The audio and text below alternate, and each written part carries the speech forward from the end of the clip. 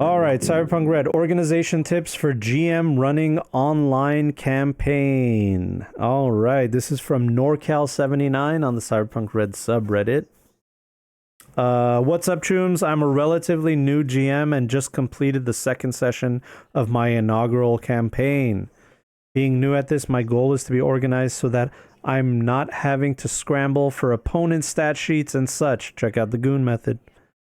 Unfortunately, in the run-up to my last session, life got in the way of my desired prep time, and I found myself having to flip back and forth between rules and stat sheets in the book, which just slowed things down. Oh man, I've been there. I know being more familiar with the rules will fix part of the problem, but I was wondering if there are any other GMs out there who are running games online and what organizational tips and tools you might be able to share. I realize VTTs take out a lot of the work for you, and I have a license for Foundry, but I haven't had a chance to really sink my teeth into it yet. I also know the app is out there too, but my preference would be to keep everything on the computer in front of me. Does anyone have a spreadsheet system that they use for keeping track of things? Something that helps you easily track damage during combat? I'm using Google Docs for my notes and Sheets for some basic stat tracking, but if anyone has something better they can share, especially anything that helps with the math, I'm open to suggestions. This is the biggest problem that a lot of game masters have, is they think that they need to be prepared for every situation. And you can be overly prepared, and that's what is going on with this game master. They are overly prepared. They have too many documents, too many books, too many things that they have to flip through, and it bogs down the time playing the game. It's boring. It's not fun. It makes it so things are just so slowed down that you can't even get anything done. That's why I made the three-goon method, where you can have bad guys that are easily broken up into 3 different sections. The whole idea is that if I want to make bad guys on the fly, this is what they're good at. You know, like this is their proficiency level. And it's easy, it's fast, they all have the same stats. If I need to change something on the fly, I can give a +1 or a +2 to a certain skill, or a -1 or a -2, depending on what I think that this person is capable of, all right? So I did all that. The three-goon method was actually refined even more with my official DLC that I did with Artel Sorian, where I had my own homebrew rules. I want to show you guys something. Let me see here. This is all my preparation for session 1. It ends right here, okay? That's it. This is all I have. This is my idea for my players to shoot up a nightclub that is a Maelstrom hangout called the Iron Will, okay? And I have basically everything written down in order. Right here it says Doc, that's one of my players. Maelstrom talks to him about his new cyberarm, mentions how expensive it is. Arata overcharged him like crazy. Arata is the fixer that works with him.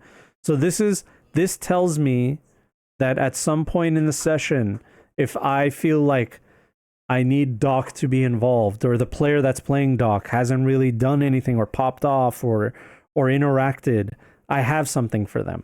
Okay? I have a beat where a Maelstrom will come up to them, talk about their cyberarm, and mention how they paid way too much for it, right? So that's all the preparation I have. I don't have the name of the Maelstrom. I don't have the amount of money that they paid. I don't have, whatever. I don't have anything else. All I have is this interaction, because the meat of the interaction is the most important part. Okay? Next one, Coil is our net runner, which is actually Slink. This is before I knew what they wanted. Here, I'm going to change it now. Meets Brain Stack, a fellow netrunner. He's been clocking her for quite some time. A bouncer mentioned her name and he knew that what was up. He's not going to reveal her, but will instead ask to be let in on the take or the target. Wants to know details. Could inherit a cyber deck from him, Gothic's 4450 cyber deck, and I put the stats on it. So this is all preparation and beforehand, okay? This is my idea for Slink. I'm about to highlight everything that I didn't include, okay? Right here.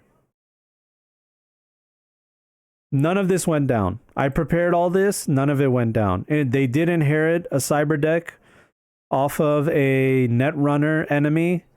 If we had investigated it further, they would have known that the Netrunner's name was Brainstack and that and all this stuff had happened.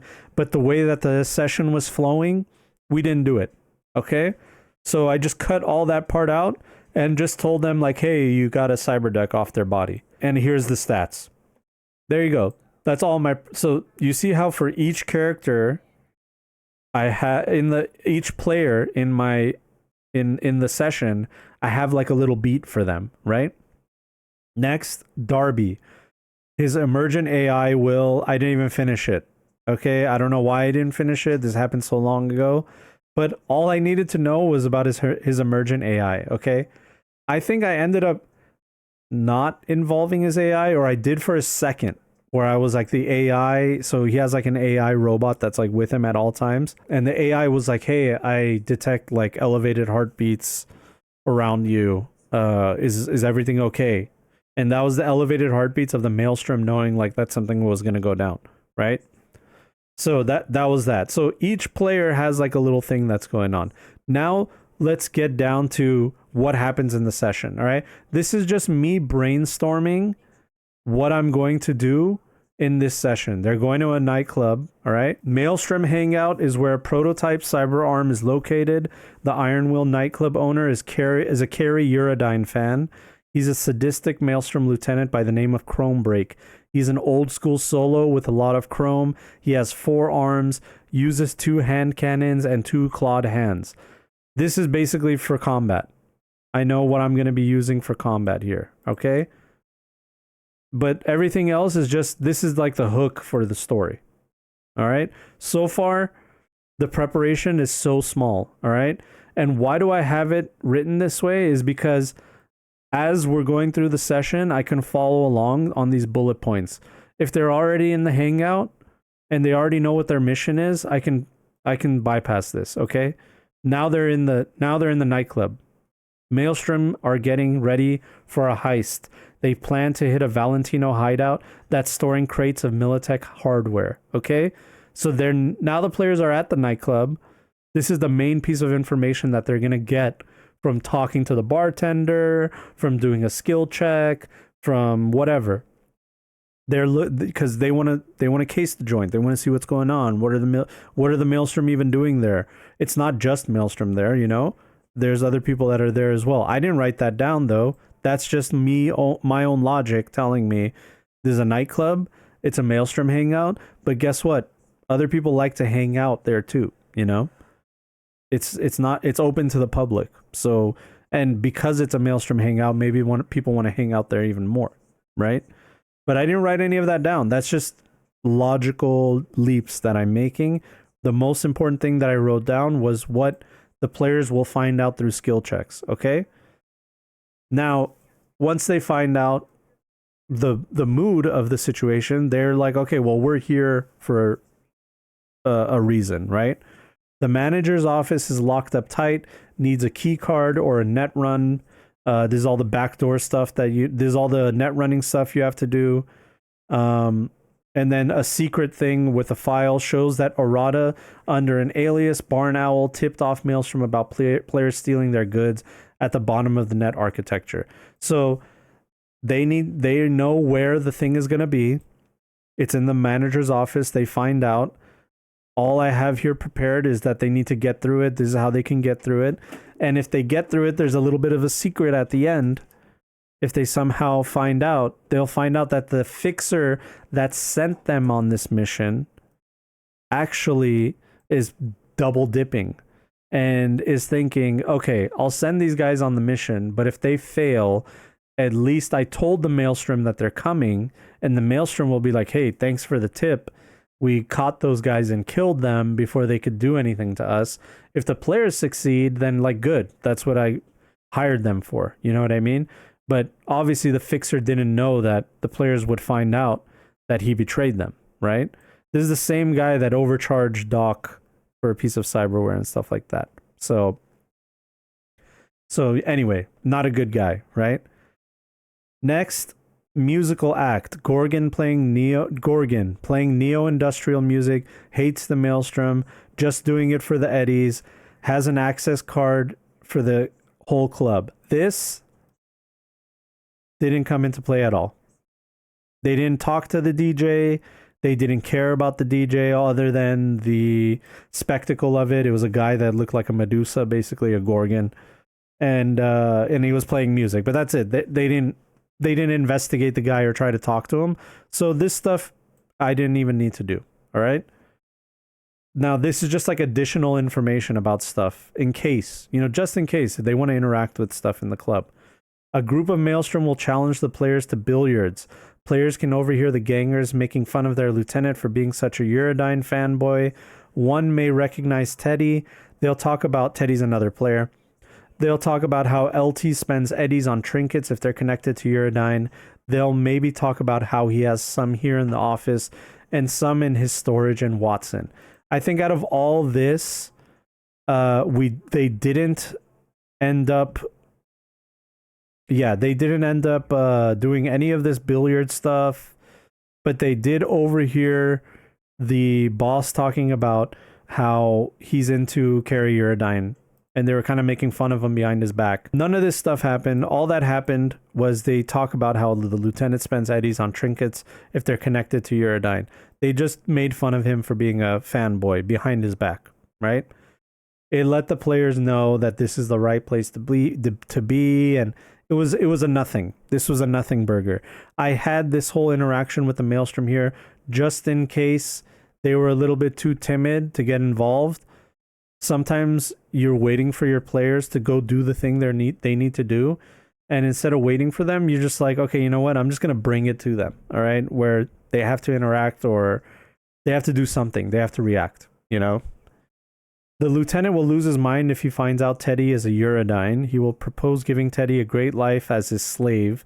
He'll lock him up and provide for him. He'll even give Teddy a gift, letting him know that someone tipped him off that the players are coming for his goodies. This was the big part of the session that led to the combat. He's like, I know why you're here, and basically I need you for my collection because Teddy is Carrie Eurodyne's son.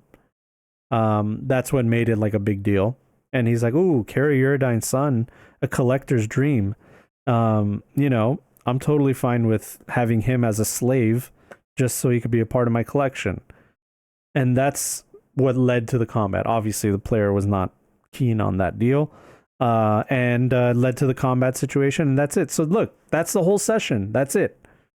This is all the preparation. I have no other preparation. There's no other book. There's no spreadsheet, nothing. It's a Google document that is bullet points in order of what I believe is going to go down. Some of the stuff I didn't use, some of the stuff, and I can just follow along as I'm going through the session. Like, this stuff is not that important towards the end, except for the forearms and the two-hand cannons and the clawed hands. That came into play at combat, right? But other than that, that was it. And the session ended. It was a full 3-hour session. They had combat. They found the cyber arm. They found out that their fixer had betrayed them. And it was fun and interesting and cool for the players and everybody. And the session was over. Now it's time to do the next session. After the session was over, I wrote these 2 bullet points down just to kind of remind me that, like, hey, these are important. Arata, their fixer, has a big target on him from the players, especially Theo and Doc. They want to source his resources and run a heist on him sometime. Okay? Maelstrom is now an enemy of some sort. They just shot up the nightclub, right? So this is just to remind me, hey, before you prepare for the next session, remember that these 2 big important things happened last session. Okay? And so I'm starting anew right here, right? This is when I come back to it, it's blank right here for me. And this is all I have. So basically, that was a long way for me to tell you that you have over-prepared NorCal 79. You have too many things. That's why I'm not a fan of random charts within session. I don't like using random NPC charts like NPC personalities, NPC names, locations.